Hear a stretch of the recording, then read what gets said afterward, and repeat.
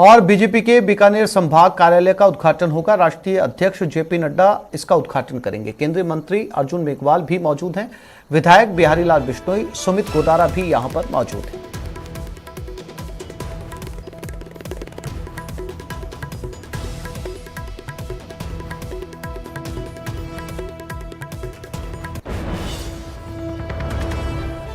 तो आज लगभग 10 बीजेपी कार्यालयों का उद्घाटन होना है अलग अलग जिलों में। इसी में से एक बीकानेर संभाग कार्यालय का यह उद्घाटन होने जा रहा है। राष्ट्रीय अध्यक्ष यहां पर पहुंचे हुए हैं। जेपी नड्डा इसका उद्घाटन करेंगे। केंद्रीय मंत्री अर्जुन मेघवाल यहां पर मौजूद हैं। विक्रम जगरवाल बीकानेर संवाददाता हमारे साथ जुड़ गए। विक्रम, क्या उद्घाटन किया जा चुका है या अभी कुछ और औपचारिकताएं बाकी हैं? जी बस अब से कुछ ही देर में जो है वो राष्ट्रीय अध्यक्ष जेपी नड्डा जो है वो वर्चुअल माध्यम से बीकानेर कार्यालय का उद्घाटन करेंगे। लेकिन अभी जो है वो उद्घाटन के समारोह में जो है केंद्रीय मंत्री अर्जुन राम मेघवाल मौजूद है और लुनकरनसर से विधायक सुमित गोदारा और उनके साथ में नोखा विधायक बिहारी लाल बिश्नोई और किसान मोर्चा से आए एक पदाधिकारियों के साथ बड़ी संख्या में जो है वो कार्यकर्ता यहाँ मौजूद है। और कुछ ही क्षण में जो है इस कार्यालय का उद्घाटन कर दिया जाएगा। और हनुमानगढ़ से जो है वो राष्ट्रीय अध्यक्ष वर्चुअल माध्यम से आज 10 कार्यालयों का उद्घाटन करेंगे। कार्यकर्ताओं में काफी उत्साह देखा जा रहा है और बड़ी संख्या में कार्यकर्ता इस कार्यालय में मौजूद हैं। और उनके साथ साथ जो जिला अध्यक्ष है और उन सभी के जो है वो यहाँ पर भाषण अभी हो रहे हैं। और जो जनसंघ से जुड़े हुए जो कार्यकर्ता थे, जो पुराने बीजेपी के कार्यकर्ता है, उनका सम्मान भी यहाँ आज इस मौके पर किया गया है। निश्चित रूप से एक बड़ा आयोजन बीकानेर भाजपा के लिए है, क्योंकि संभाग भर का ये जो कार्यालय है उसका भी लोकार्पण होना है। लेकिन अभी जो है वो कुछ ही देर में इस जो कार्यालय का उद्घाटन अभी कर दिया जाएगा। जी आसिफ। विधायक भी तमाम यहाँ पर विक्रम पहुंचे हुए, बीजेपी विधायक।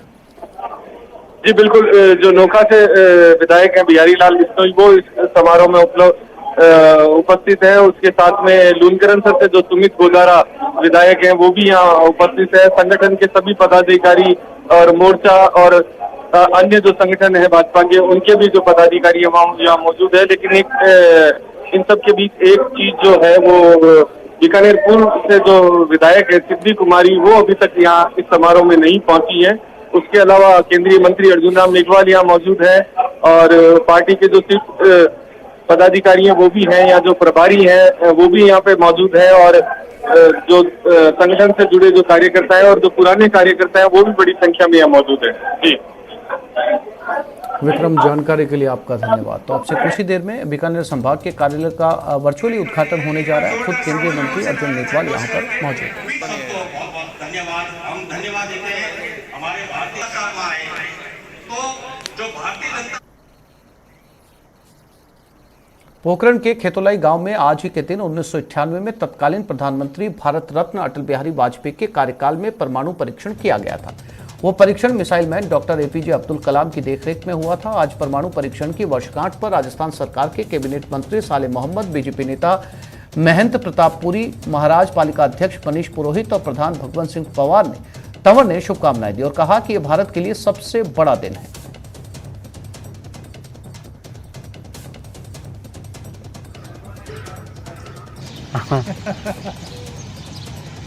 आज के दिन पूरे दुनिया के अंदर भारत ने बहुत बड़ी शक्ति दिखाई थी। जब पहला परमाणु परीक्षण हुआ था देश के अंदर, उस समय भी दुनिया ने भारत का लोहा माना। जब देश की प्राइम मिनिस्टर, पहली महिला प्रधानमंत्री इंदिरा गांधी जी थी, तब उन्होंने पोखरण में जब ये परमाणु परीक्षण किया, उसके बाद लगातार वाजपेयी जी के टाइम ये आज के दिन परमाणु परीक्षण हुआ। तो भारत दुनिया के अंदर बहुत बड़ा ताकतवर देश है और यहाँ जिस प्रकार से एक बहुत बड़ी सब लोगों को साथ मिल करके चलने का और एक दुनिया के अंदर सबसे एक ऐसा अनूठा देश है जहाँ सभी धर्म जाति के लोग यहाँ पर रहते हैं। और जहाँ 24 साल पूर्व यहाँ विश्व को अचंभित करने वाला भारत का परमाणु परीक्षण हुआ था और अकल्पनीय काम होकर को भारत को बहुत बुलंदियों तक पहुंचाया था। उस वर्षगांठ पर मैं संपूर्ण देशवासियों को और विशेष करके पोखरण वासियों को बहुत बहुत बधाई और शुभकामना देता हूं कि ये धरा वो धरा है जो परमाणु शक्ति प्रशिक्षण की धरा है और लोग सदियों सदियों तक, युगों युगों तक इसको याद रखेंगे। बहुत बहुत आशीर्वाद। इसी प्रकार देश प्रगति और उन्नति की तरफ बढ़ता रहे। बहुत बहुत शुभकामना, बहुत बहुत आशीर्वाद। 11 मई 1998 को पोखरण के पास खेतोले रेंज में वाजपेयी सरकार के समय अब्दुल कलाम साहब और वाजपेयी जी के अथक प्रयासों से जो परमाणु परीक्षण हुआ था, उस परीक्षण से भारत एक विश्व शक्ति के रूप में उभरा था और भारत की शक्ति का लोहा पूरे विश्व ने माना था। और इस बात का जब हमें पता चला पूरे पोखरण वासियों को, तो हमारा सीना फक्र से ऊंचा हो गया था। 11 मई 1998 को पोखरण कस्बे से 25 किलोमीटर दूर खेतोलाई गांव के पास में स्वर्गीय अटल बिहारी वाजपेयी जी और अब्दुल कलाम जी के नेतृत्व में परमाणु परीक्षण किया गया। उस समय पूरे विश्व के अंदर भारत को एक नई पहचान बनी और पोखरण को परमाणु नगरी के रूप में उभरा हुआ देख सभी का सीना फक्र से चौड़ा हो गया और हम सबको भी ये खुशी हुई। आज के दिन थर्राई थी खेतोलाई की धरा। 11 मई 1998 को हुआ था सफल परमाणु परीक्षण। तत्कालीन प्रधानमंत्री अटल बिहारी वाजपेयी के कार्यकाल में हुआ था परमाणु परीक्षण। परमाणु परीक्षण के सफल होने के बाद कहा था भारत में बुद्ध मुस्कुराए। अटल बिहारी वाजपेयी की कुशल नेतृत्व को हर व्यक्ति आज भी कर रहा सलाम। एपीजे अब्दुल कलाम के वैज्ञानिक के रूप में हुआ था परमाणु परीक्षण। परमाणु परीक्षण के बाद पोखरण को मिली थी बड़ी पहचान। परमाणु नगरी से आज भी पोखरण को मिल रही है लगातार पहचान। और उस वक्त थी भाजपा की केंद्र में सरकार, वर्तमान में भी है भाजपा की सरकार, लेकिन आम युवा और आम लोग कर रहे हैं विशेष पैकेज दिलाने की मांग। कैमरामैन अमित वैष्णव के साथ सांवलदान रत्नू, न्यूज 18 राजस्थान, पोखरण। जयपुर में आज सुबह गोदाम में भीषण आग लग गई। ये आग विश्वकर्मा इंडस्ट्रियल एरिया में रोड नंबर 1 पर मल्होत्रा नगर में लगी, जहां एक गोदाम में रखे प्लास्टिक के कबाड़ में सुबह 6 बजे आग धधक उठी। आग की लपटें इतनी तेज थी कि आसपास के लोगों में अफरा तफरी मच गई। काला धुआं आसमान में काफी दूर तक उठता हुआ नजर आया, जिसने आसपास के इलाके को अपने आगोश में ढक लिया। गोदाम में भीषण आग लगने की सूचना पर चीफ फायर ऑफिसर जगदीश फुलवारी मौके पर पहुंचे। इस बीच विश्वकर्मा, झोटवाड़ा और बनी पार्क से दमकल के 7 गाड़ियां बुलवाई गई, जिन्होंने करीब 1 घंटे की मेहनत के बाद आग पर काबू पा लिया।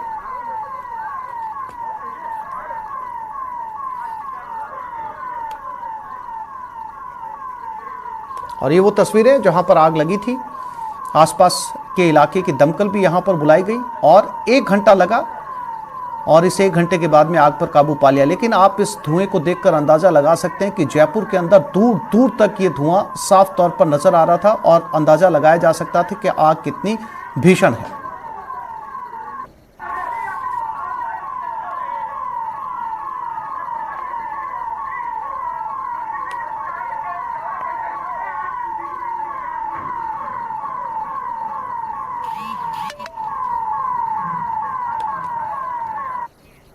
और कानून व्यवस्था पर मुख्यमंत्री अशोक गहलोत की बैठक शुरू हो चुकी है। लॉ एंड ऑर्डर की समीक्षा कर रहे हैं सीएम अशोक गहलोत।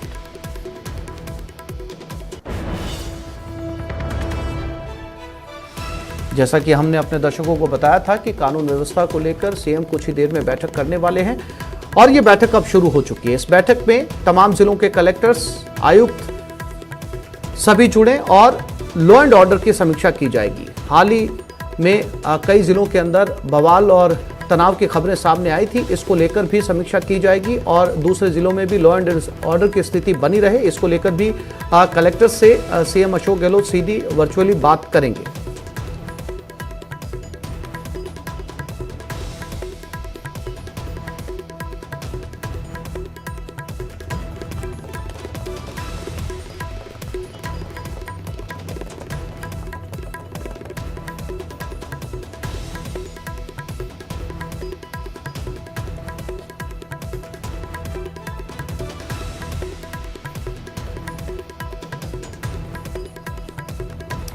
और सीधा रुख करते हैं हनुमानगढ़ की तरफ, जहां पर बीजेपी के राष्ट्रीय अध्यक्ष जेपी नड्डा पहुंचे हैं बीजेपी के कार्यालय का उद्घाटन करने के लिए।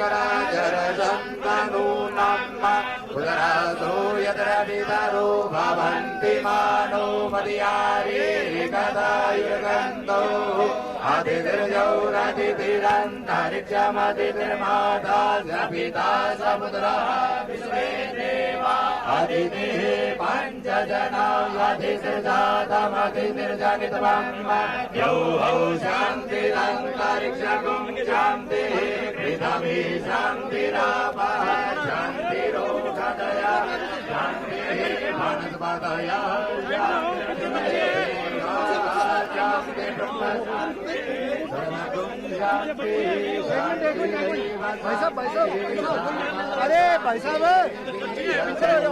अरे यार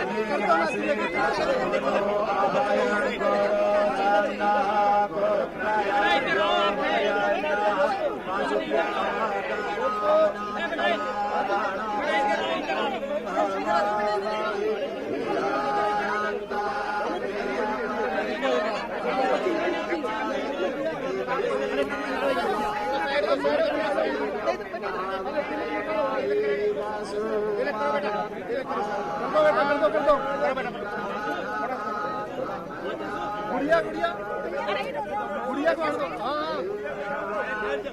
आओ बेटा, आगे आओ, गुड़िया को आजा बेटा, आगे आ जाओ,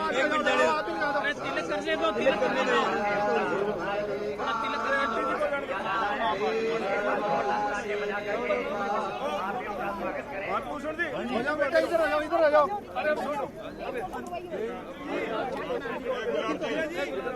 हाँ जी,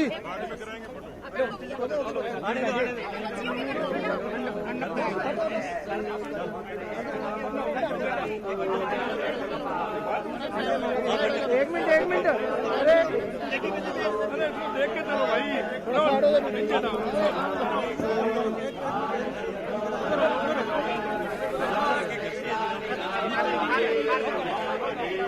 नीचे थोड़ा देख के भाई साहब, आगे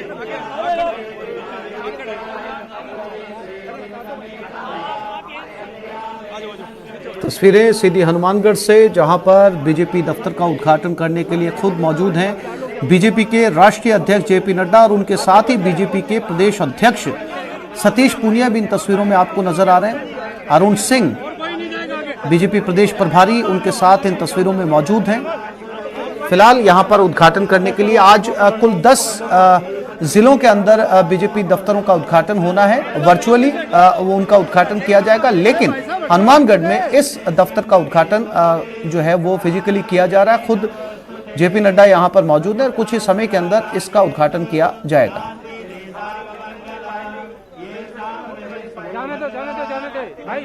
अरे यार भाई, हेलो, ओ भाई साहब। विधि विधान से पूजा पाठ यहां पर किया जा रहा है। पूजा अर्चना के बाद इस दफ्तर का उद्घाटन किया जाएगा। यहां पर यज्ञ किया जा रहा है। इस उद्घाटन से पहले सतीश पूनिया यहां पर मौजूद हैं। बीजेपी प्रदेश प्रभारी अरुण सिंह भी यहां पर पहुंचे हुए हैं और यज्ञ में आहुति देते हुए जेपी नड्डा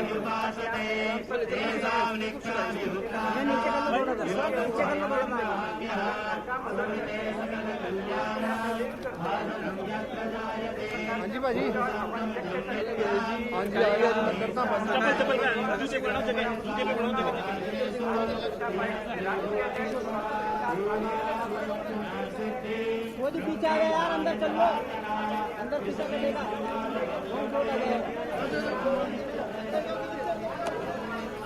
तस्वीरें हनुमानगढ़ से सीधी लाइव, और यहां पर बीजेपी दफ्तर का उद्घाटन करते हुए, बीजेपी कार्यालय का उद्घाटन करते हुए बीजेपी राष्ट्रीय अध्यक्ष जेपी नड्डा, साथ ही भारी तादाद में मौजूद बीजेपी कार्यकर्ता, स्थानीय नेता, बीजेपी प्रदेश अध्यक्ष सतीश पूनिया, बीजेपी प्रदेश प्रभारी अरुण सिंह इस कार्यक्रम में मौजूद हैं।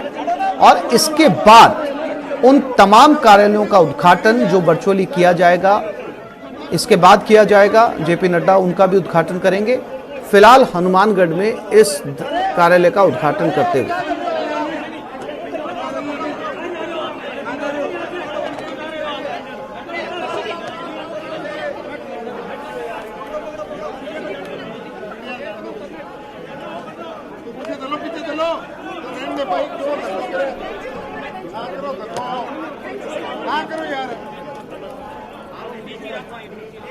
और ये तस्वीरें जहां पर उद्घाटन किया जा रहा है, यज्ञ के बाद उद्घाटन करते हुए जेपी नड्डा हनुमानगढ़ में बीजेपी कार्यालय का, और ये रिबन यहां पर काटा जा रहा है।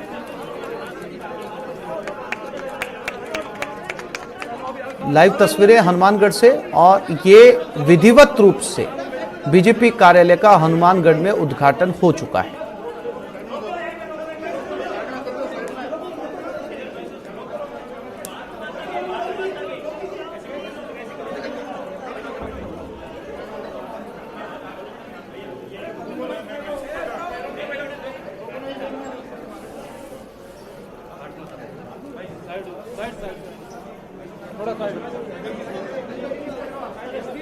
हनुमानगढ़ से लाइव तस्वीरें। थोड़ा तो पीछे रहे, तू ही कर ले पूजा। जेपी नड्डा यहां पहुंचे हुए हैं। आज दूसरा दिन लगभग 10 कार्यालयों का उद्घाटन होना है। वर्चुअली किया जाएगा, लेकिन हनुमानगढ़ में इस कार्यालय का उद्घाटन राष्ट्रीय अध्यक्ष जेपी नड्डा ने किया। उनके साथ ही मौजूद हैं सतीश पूनिया, अरुण सिंह,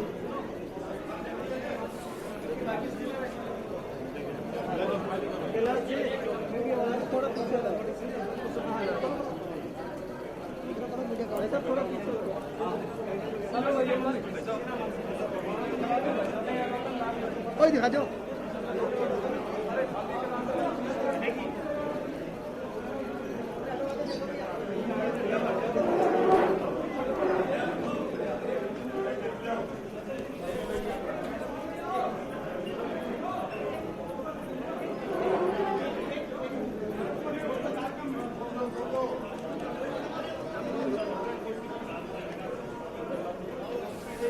हनुमानगढ़ से लाइव तस्वीरें। राष्ट्रीय अध्यक्ष, बीजेपी राष्ट्रीय अध्यक्ष जेपी नड्डा की दफ्तर का उद्घाटन हो चुका है। दफ्तर के भीतर प्रवेश करते हुए महत्वपूर्ण दौरा जेपी नड्डा का सूरतगढ़ में, हनुमानगढ़ में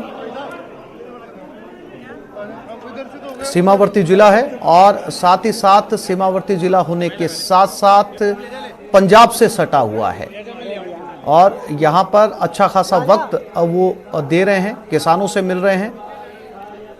चूंकि सरहदी ज़िला भी है और सीमावर्ती ज़िला होने के साथ साथ पंजाब स्टेट भी पास में है और हाल ही में पंजाब के अंदर जो है वो आम आदमी पार्टी की सरकार चुनी गई थी। इसके बाद किसानों से संवाद, सीधा संवाद कायम करने की एक कोशिश यहाँ पर साफ तौर पर नजर आ रही है और इस दौरे की एक बड़ी वजह यह भी है कि जेपी नड्डा सीधे किसानों के बीच पहुंचे हैं, किसानों के ज़िले में पहुंचे हैं ताकि किसानों के साथ किसी प्रकार का संवाद जो है वो लगातार बना रहे, उनकी शिकायतें दूर की जा सके। और इसी संवाद के दौरान बीजेपी कार्यालय का उद्घाटन भी जेपी नड्डा यहां पर कर रहे हैं।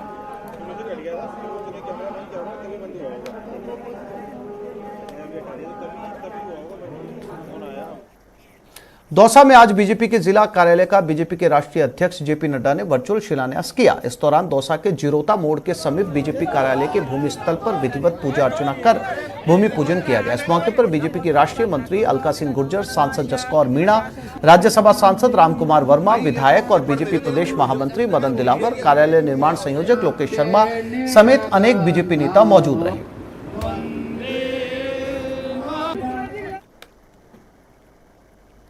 भारतीय जनता पार्टी हमेशा चुनाव के लिए तैयार रहती है। हमारे कार्यकर्ता हमेशा तैयारी करते रहते हैं, क्योंकि तैयारी एक दिन में नहीं होती। 5 साल तक जो सेवा का काम करते हैं, विकास का काम करते हैं और उसके आधार पर जनता उनको सहयोग करती है, जिताती है। और आज दौसा का सौभाग्य है और मैं तो अपना सौभाग्य भी मानती हूँ कि मुझे सांसद बनाया और इसी कार्यकाल में आज कार्यालय का पूजन हुआ, शिलान्यास हुआ। निस्संदेह 2 वर्ष के अंदर बनकर के तैयार होगा और अगली जब भी हम बैठ के करेंगे तो हमारे कार्यकर्ता एकजुट होकर एक भावना से अपने स्थल पर बैठेंगे। एक छोटे से ब्रेक के लिए रुक रहे हैं, जल्द लौटेंगे।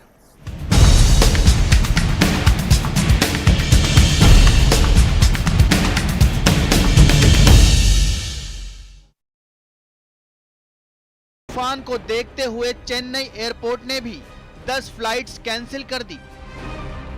इनमें हैदराबाद, विशाखापत्तनम, जयपुर और मुंबई जाने वाली फ्लाइट्स भी शामिल रहीं। आसानी के प्रहार को देखते हुए प्रभावित होने वाले राज्यों में प्रशासन को अलर्ट पर रखा गया है। साथ ही एनडीआरएफ की टीम भी तैयार है।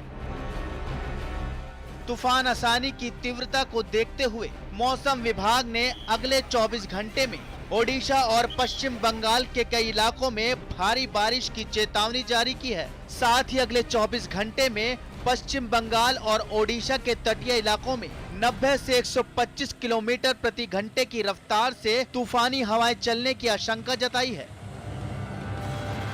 ओडिशा और पश्चिम बंगाल के अलावा तूफान का असर बिहार, झारखंड, छत्तीसगढ़ में भी देखने को मिल सकता है। प्रभावित इलाकों में 11 से 23 मई तक बारिश होगी, साथ ही तेज हवाएं चलेंगी। Bureau report, news 18 network. ये उस शहर का रेलवे स्टेशन है जहां सालाना 10 लाख से ज्यादा सैलानी हर साल घूमने आते हैं।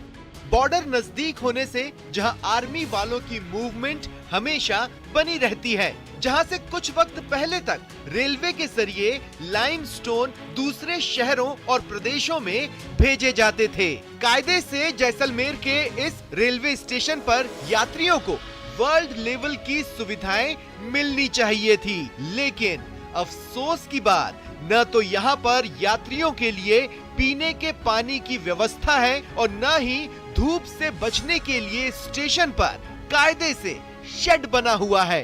जैसलमेर रेलवे स्टेशन मूलभूत सुविधाओं के अभाव में चल रहा है। यहाँ पर पीने के पानी की, बैठने के शेड की और एक्सीलेटर, जो विशेषकर बुजुर्गों के लिए अनिवार्य है, उसकी ये मूलभूत सुविधाएं हैं, उनका अभाव है। जैसलमेर स्टेशन पर 6 ट्रैक बने हुए हैं, लेकिन कोरोना काल से यहाँ से कई ट्रेनों का परिचालन बंद पड़ा है। खास बात यह है कि प्लेटफॉर्म नंबर 1 पर पैलेस ऑन व्हील्स के खड़े होने की वजह से यात्रियों को दूसरे नंबर प्लेटफॉर्म पर जाना पड़ता है। ऐसे में बुजुर्ग और बीमार यात्रियों को भारी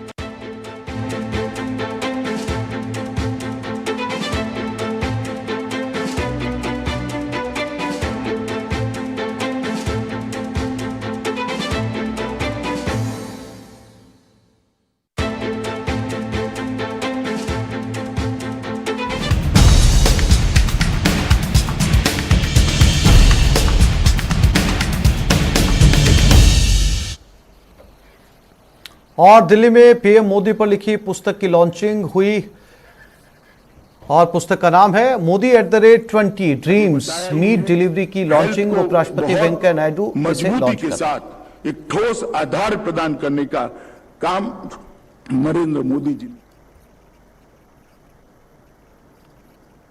मैंने बहुत बारीकी से इसका अध्ययन किया है। अब तक जितनी भी नेशनल पॉलिसी आई, उन्होंने बच्चों के रोजगार की चिंता की थी। ये नेशनल एजुकेशन पॉलिसी ने बच्चों की क्षमता को बढ़ाने के लिए थ्रस्ट दिया है। व्यक्ति की कैपेसिटी, व्यक्ति की क्षमता अगर नहीं बढ़ती है तो वो बड़ा आदमी नहीं बन सकता। ये नेशनल एजुकेशन पॉलिसी को आप बारीकी से देखोगे तो हर बच्चे की क्षमताओं को, अनंत संभावनाएं जो ईश्वर ने हमारे अंदर भरी पड़ी है, उसको 100% बाहर लाने का एक प्लेटफॉर्म देने का काम नेशनल एजुकेशन पॉलिसी ने किया है। और ढेर सारे शिक्षा शास्त्रियों ने बनाई हुई नेशनल एजुकेशन पॉलिसी भी, ये भी वैसे शिक्षा शास्त्रियों ने ही बनाया है, परंतु हर नेशनल एजुकेशन पॉलिसी विवाद में पड़ी है। मोदी जी भारतीय जनता पार्टी के प्रधानमंत्री होने के बावजूद भी जो नेशनल एजुकेशन पॉलिसी लेकर आए, इस पर एक भी विरोध का सुर आज पूरे देश और दुनिया में सुनाई नहीं। इसका कारण है नीति बनाते वक्त गहराइयों के साथ जड़ से समस्या के समाधान के बारे में सोचने का मोदी जी का स्वभाव है। एग्रीकल्चर के अंदर भी ढेर सारे परिवर्तन हुए हैं और स्टार्टअप से लेकर कुछ इस प्रकार की पॉलिसी जो हुई है जिसमें हमारे देश के युवा को विश्व के युवा के साथ कंपटीशन करने का प्लेटफॉर्म, मंच मोदी जी ने उपलब्ध कराया है। मित्रों, ये पूरी चीजें इसलिए हो सकती है कि मोदी जी के कुछ व्यक्तिगत गुणों के बारे में भी मैं जरूर बात करना चाहता हूं। मोदी जी से बड़ा श्रोता मैंने देखा नहीं है मेरे जीवन में। मैं 40 साल से काम करता हूं, ढेर सारे नेताओं के संपर्क में भी आया हूं। मोदी जी से बड़ा श्रोता कोई नहीं है और सुनते भी एकाग्रता के साथ है। आप शायद बोलकर निकल जाओगे, भूल जाओगे, मगर 5 साल के बाद वो कहेंगे नहीं भाई पहले तो आपने ये कहा था, अब ये कह रहे हो, क्या हो गया? तब जाकर आपको मालूम पड़ेगा कि मैं पहले ये बोला था। बहुत धैर्य के साथ सुनना, ये बहुत बड़ा उनका गुण है। दूसरी बात, एक अंग्रेजी कहावत है। और एक बार फिर से रुक करते हैं हनुमानगढ़ की तरफ, जहां बीजेपी राष्ट्रीय अध्यक्ष जेपी नड्डा इस समय पहुंचे हुए हैं। कार्यालय का उद्घाटन उन्होंने अभी किया है। हमारे प्रदेश अध्यक्ष डॉक्टर सतीश जी पूनिया, जिला अध्यक्ष बलबीर जी बिश्नोई, डॉक्टर राम प्रताप जी पूर्व विधायक मंत्री और प्रदेश कार्य समिति सदस्य संजीव जी बेनीवाल, काशीराम जी गोदारा, आप सामूहिक रूप से एक माला के रूप में हम सबकी तरफ से आपका अभिनंदन करेंगे।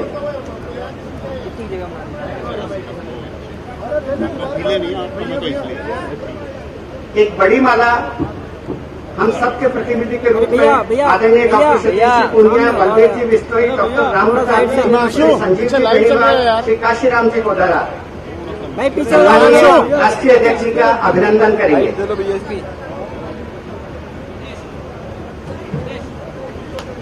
जोरदार तालियों से स्वागत करें। हम सबकी तरफ से राष्ट्रीय अध्यक्ष जी का अभिनंदन हो रहा है। बुलेटिन में फिलहाल इतना ही। नमस्कार।